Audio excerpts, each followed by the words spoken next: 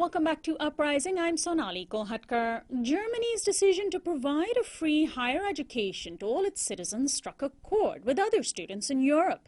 This week, more than 10,000 students from the United Kingdom took to the streets of central London demanding free education, challenging Prime Minister David Cameron's austerity measures, which raised the yearly ceiling on tuition from $4,700 to over $14,000. Students are hoping to not only eliminate tuition fees, but also to obtain higher cost of living grants and more affordable student housing.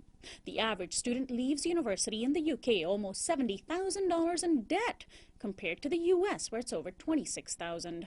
But students in the US are also protesting.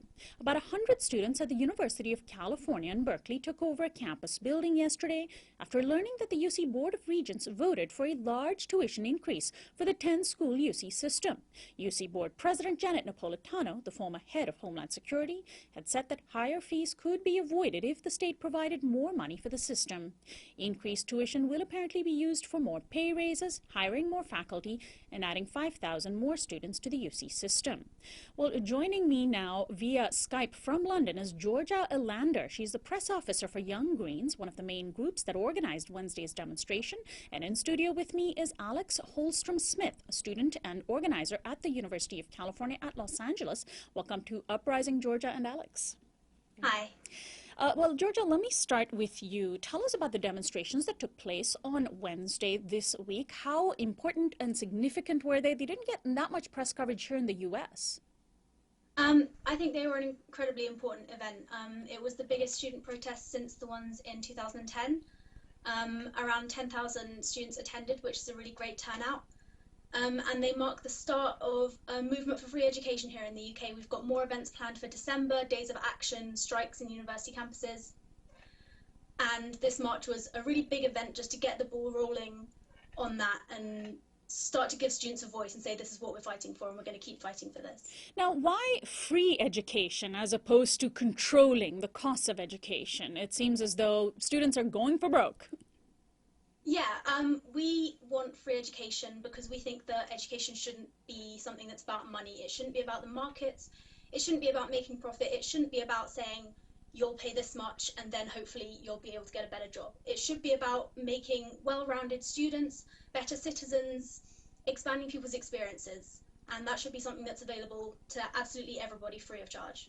How politically feasible is something like free education? Certainly, if Germany can do it, we can say others might be able to as well. Germany's economy, however, is stronger than the UK's. But is there a political will in the UK's top political leadership to actually make this happen?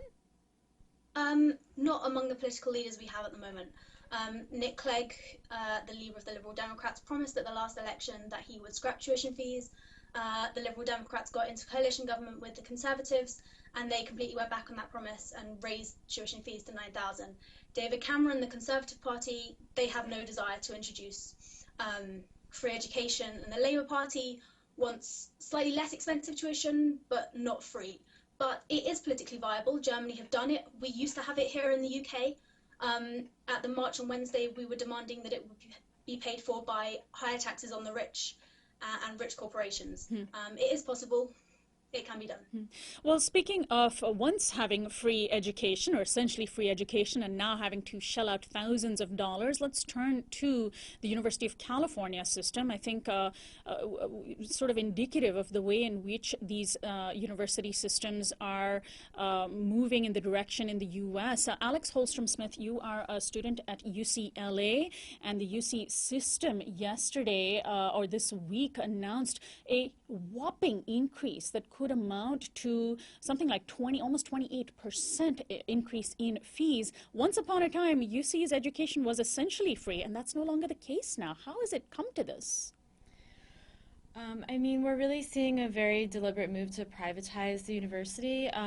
Basically, university administration is trying to run the university like a business and putting all the burden of financing it on students, and it's really pushing out students who, come from working class backgrounds. So it really is just a complete shift of what the UC is supposed to be for, and it really has to be stopped.